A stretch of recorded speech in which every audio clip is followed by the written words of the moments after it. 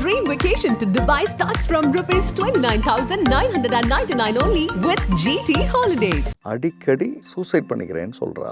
எங்கள்கிட்ட சில நேரங்களில் சொல்கிறா. ஆனால் அவங்க ஃப்ரெண்ட்ஸ் சர்க்கிளில் எனக்கு வந்து சூசைட் பண்ணி செத்து போயிடணும் போல இருக்கு அப்படின்னு திரும்ப திரும்ப சொல்கிறா. எனக்கு இப்போ ஓரளவுக்கு காரணம் புரிய வருது. ஏன்னா அவங்க முதல்ல வந்து சூசைடல் தாட் சொல்லிட்டு போயிருக்காங்க. இந்த பொண்ணு இப்படி ஆரம்பிக்குது. எல்லா வீட்லேயும் அப்பா அம்மா நல்லா சிரித்து சந்தோஷமாக பேசிக்குவாங்க. ஸோ அவங்க சண்டை போடாத இடமே இல்லை அப்படின்றதுக்கு ஒரு சாம்பிள் சொல்லுது. நான் இப்போ இந்த பொண்ணுகிட்ட கேட்குறேன், உங்ககிட்ட எப்படிமா நடந்துக்குவாங்க? அவங்க என்கிட்ட நல்லா பேசுவாங்க, தனித்தனியாக நல்லா பேசுவாங்க, ஒன்றா பேசவே மாட்டாங்க.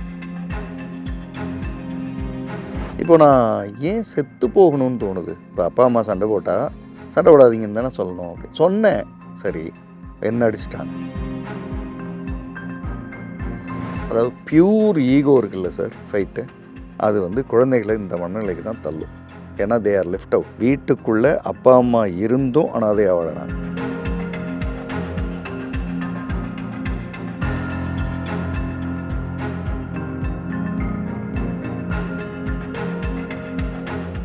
நக்கீர நேயர்களுக்கு வணக்கம். நான் விஜய் அரிகரசுதன். மனங்கள் வர்சஸ் மனிதர்கள் சீக்வல் டு கதைகளில் ஜெய்சன் சார் அவங்க எடுத்த பல கவுன்சிலிங் பற்றி பேசிகிட்டு இருக்காங்க. இன்றைக்கும் அதே மாதிரி ஒரு கவுன்சிலிங் பற்றி தான் பேச போகிறோம். வணக்கம் சார். வணக்கம். இன்றைக்கி எந்த கவுன்சிலிங் சார்? வயது வந்து 10, பெண்ணுடைய வயது. அம்மாவும் அப்பாவும் வராங்க. முதல் தடவை பெண் வரல. அதாவது அம்மாவும் அப்பாவும் வந்து பேசுகிறாங்க. என்ன பேசுகிறாங்கன்னா, அடிக்கடி சூசைட் பண்ணிக்கிறேன்னு சொல்கிறா.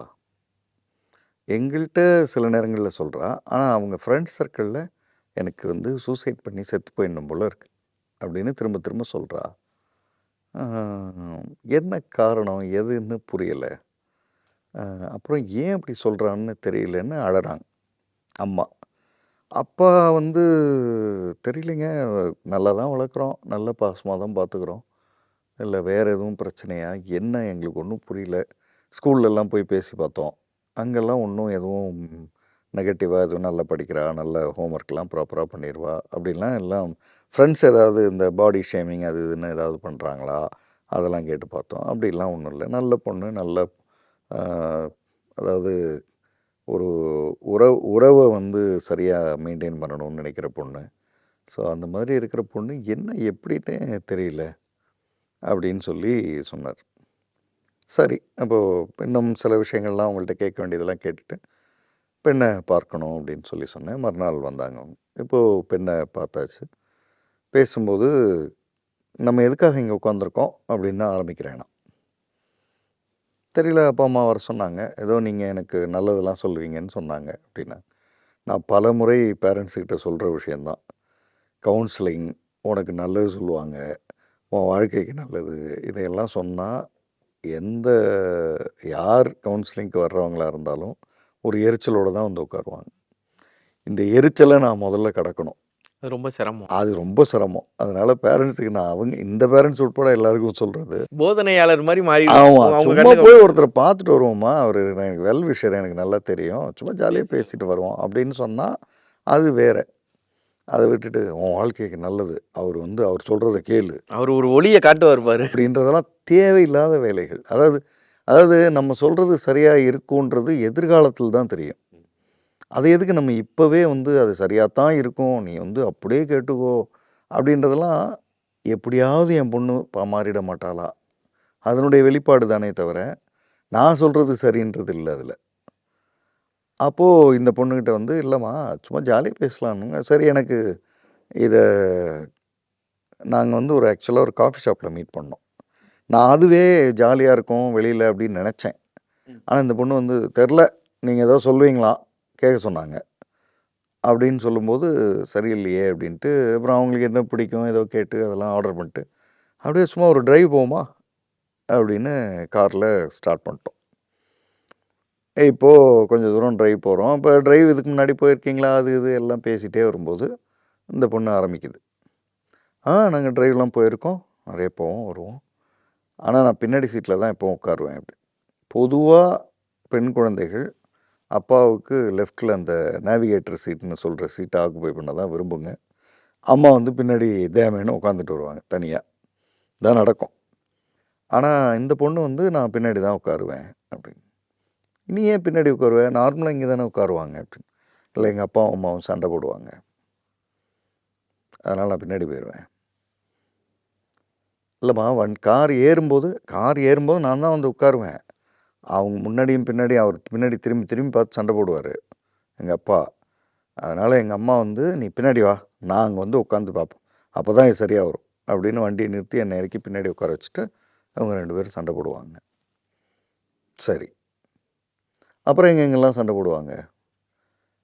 கல்யாணத்துக்கு எங்கேயாவது போனோன்னா அங்கே சண்டை போடுவாங்க. அப்புறம் சினிமாவுக்கு போனால் சினிமா தேட்டர்லேயே சண்டை போடுவாங்க.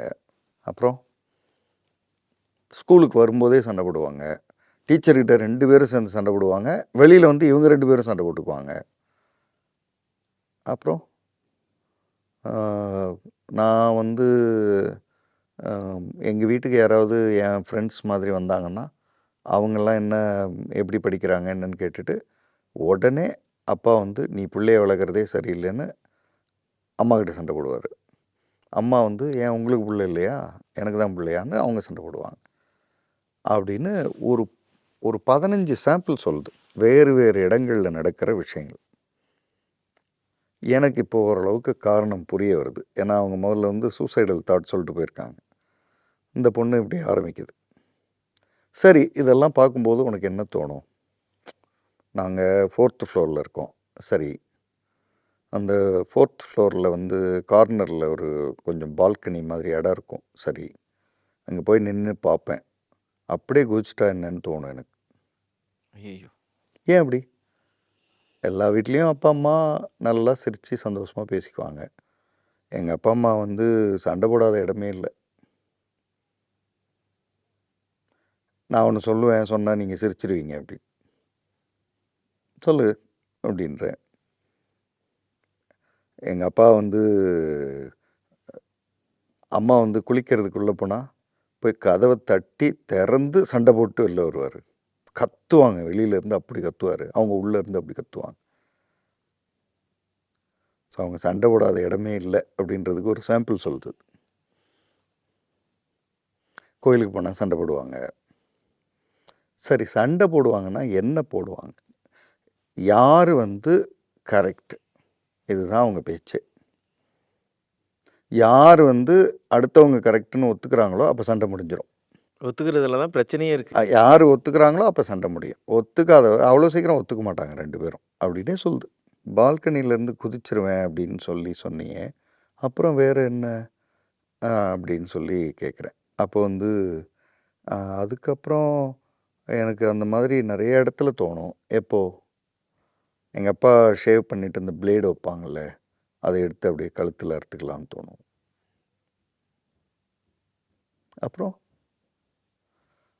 அப்புறம் வந்து அப்புறம் சொன்னது ரொம்ப ஆச்சரியமாக இருந்தது. வாளியில் தண்ணி, பெரிய வாளியில் தண்ணி பிடிச்சி அப்படியே தலையை உள்ளே விட்டுட்டு அப்படியே இருந்துடணும் அப்படின்னு தோணும். எப்படி இவ்வளோ யோசனை வருது? எனக்கு இந்த பொண்ணோட யோசனையை விட இந்த யோசனையை ஏற்படுத்துகிற லெவலுக்கு அந்த சண்டை எவ்வளோ தூரம் உள்ளே போயிருக்கோம், அது எவ்வளோ என்ன பாதிப்படைய பேசியிருப்பாங்க. வச்சிருக்கும். நான் இப்போ இந்த பொண்ணுகிட்ட கேட்குறேன், உங்ககிட்ட எப்படிமா நடந்துக்குவாங்க? அவங்க என்கிட்ட நல்லா பேசுவாங்க, தனித்தனியாக நல்லா பேசுவாங்க, ஒன்றா பேசவே மாட்டாங்க. அம்மா வந்து என்கிட்ட வந்து சாப்பிட்டியா, நல்லா சாப்பிட்டியா, ஹோம்ஒர்க் எழுதிட்டியா அப்படின்னு உள்ளே போய் சண்டை போடுவாங்க. அப்பா வெளில வரும்போது சாப்பிட்டியாம்மா, சரிம்மா அப்படின்ட்டு உள்ளே போய் சண்டை போடுவார். சண்டை போடுறது ஏதோ சாஃப்ட்வேர் ஜாப் மாதிரி பண்ணிக்கிட்டு இருந்திருக்காங்க. சண்டை போடுறது தான் அவங்களுக்கு வேலையே. ஆமாம். அவங்க வந்து என்னைக்காவது சண்டை போடாமல் இருந்தாங்கன்னா எனக்கு பயமாக இருக்கும். ஏன்னா பெரிய சண்டை வரப்போகுதுன்னு. அமைதிக்கு பின்னாடி. ஆமாம், அமைதியாக அவங்க இருக்கிறதுக்கு வாய்ப்பே கிடையாது. இப்படி தான் பேசுது. இப்போ நான் இன்னும் என்னென்னு அடுத்தடுத்து யோசிக்கிறேன். இன்னும் வேறு என்னென்னமாலாம். இப்போ பால்கனி சொன்னேன், அப்புறம் ஏதோ அப்படின்னு ஒன்று ஒன்றா சொல்கிறேன். நான் ஒரு நாள் ஒரு படத்தில் பார்த்தேன், வில்லன்ஸ் வந்து ஹீரோ வந்து கை காலெலாம் கட்டி போட்டு தண்ணிக்குள்ளே தூக்கி போட்டுருவாங்க. நான் அது மாதிரி கை காலை கட்டிட்டு இதில் பாத்ரூமில் போய் ஷவர் தண்ணியை திறந்துட்டு அது கீழே அப்படியே நின்னோம்னா ரூம் ஃபுல்லாக நிரம்புச்சுன்னா அப்படியே செத்து போயிடலான்னு தோணும். இப்படிலாம் யோசிக்குது ஒரு குழந்தை. இப்போ நான் ஏன் செத்து போகணும்னு தோணுது? இப்போ அப்பா அம்மா சண்டை போட்டால் சண்டை போடாதீங்கன்னு தானே சொல்லணும். அப்படி சொன்னேன், சரி என்ன அடிச்சிட்டாங்க. உன்னையே அடித்தாங்க. இந்த சண்டையில் நீ குறுக்கவே வரக்கூடாது அப்படின்னு சொல்லி அடிச்சிட்டாங்க. நான் அன்னையிலேருந்து போகிறதே இல்லை. சரி, இப்போது சாகணுன்றது அது எங்கேருந்து வந்துச்சு? நான் இருந்தாலும் இல்லைன்னாலும் அவங்களுக்கு அதை பற்றி கவலையே இல்லை. அவங்களுக்கு சண்டை போடுறது தான் ப்ரைமரி அப்படின்னும் போது நான் என்ன பண்ண போகிறேன் ச்சே! அப்படின்னு தோணுச்சு. என்னமோ வாழ்ந்து முடிச்ச ஒரு நபர் பேசுற மாரி அந்த கிட்டத்தட்ட குழந்தை ஒரு பேசுது. 70 வயசு ஆ. அனுபவம் மாதிரி பேசுது. இப்போது இந்த டிரைவை முடித்து இந்த பொண்ணுகிட்ட இருக்கிறத யோசிச்சாச்சு. இப்போ இந்த பொண்ணுகிட்ட போய் என்ன பேசுறது? பேச வேண்டிய ஆள் யார்? அம்மா, அப்பா தான். மறுநாள் வந்து பேரண்ட்ஸ் வராங்க. பேரண்ட்ஸ் வந்து ரொம்ப, சார் என்ன சார் கேட்டிங்களா? என்னாச்சு? என்ன சரியாயிடுமா? அப்படி தெரில. சரியாகுமா ஆகாதான்றது யாரோ 2 பேர் கையில் இருக்குது. அது பேசுவோம். அது அப்புறம் பேசுவோம். உங்கள் குழந்தைய அடுத்து எப்போ கொல்ல போகிறீங்கன்னு கேட்டேன். புளிச்சுன்னு ஸ்ட்ரைட்டாகவே. அவருக்கு புரிஞ்சிருச்சு. அந்த அம்மாவுக்கு புரிஞ்சிருக்கும். ஆனால் இந்த அளவுக்கு கேட்பாங்கன்னு யாரும் யோசிக்க மாட்டாங்க. டக்குன்னு மூஞ்சில் அடிச்சேன். ஆ இல்லை சார் என்ன சொல்கிறீங்க? புரியல. என்ன சொல்கிறீங்க? நாங்கள் எப்படி எங்கள் குழந்தைய கொல்லுவோம்? இல்லை உங்கள் குழந்தைய அடுத்து எப்போ கொல்ல போகிறீங்க? ஒரு 5வது தடவை கொல்றதுக்கு முயற்சி பண்ணியிருக்கீங்க. உங்கள் மேலே ஆக்சுவலாக கேஸ் போடணும். சரி, அது இருக்கட்டும். அடுத்து எப்போ கொல்லுவீங்க? அப்படின்னா அவர் தலையை குனிஞ்சிட்டார். இந்த அம்மா அப்படியே கேட்டுட்டு இருந்துச்சு. அவர் புரியாத மாதிரியே பேசக்கூடாது. நம்ம சண்டை போடுறோம்ல, அதானே சார் அப்படின்னாரு அவர். அடுத்து நீங்கள் சண்டை போடுற டைமை சொன்னால் அந்த குழந்தை கொஞ்சம் சேஃபாக சாகிறதையாவது யோசிக்கலாம். அது வந்து 4th ஃப்ளோர்லேருந்து கீழே விழுந்து சாக வேண்டாம். பிளேடு எடுத்து அறுத்துக்கிட்டு சாக வேண்டாம். வாளியில் தண்ணியை பிடிச்சி தலையை உள்ளே விட்டு சத்துடுறேன்னு யோசிக்க வேண்டாம். சரி, அது இருக்கட்டும். நீங்கள் சண்டை போடுறீங்கல்ல, எதுக்கோ போடுறீங்க, அதை விடுங்க. இப்போ இதனால் வர சண்டை போட்டதில் உங்கள் 2 பேரில் யார் பெஸ்ட்டுன்ற ஒரு முடிவுக்கு வந்துட்டிங்களா? ஏன்னா உங்கள் சண்டை எப்போ முடியுதுன்னா, ஒருத்தங்க சொல்கிறத இன்னொருத்தங்க எஸ்ன்னு அக்செப்ட் பண்ணும்போது முடியுது அப்படின்னு ஒரு 10 வயசு பொண்ணு சொல்லுது. ஆனால் 35, 37 வயசு நமக்கு தெரியல அது. இன்னொருத்தங்க எஸ்ன்னு சொன்னால் முடிஞ்சிருதுன்றது.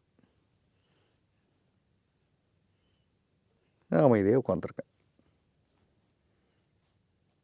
கொஞ்சம் சொன்னீங்கன்னா, உங்களுக்கு நல்ல நேரத்திலலாம் நம்பிக்கை உண்டா மேடம்?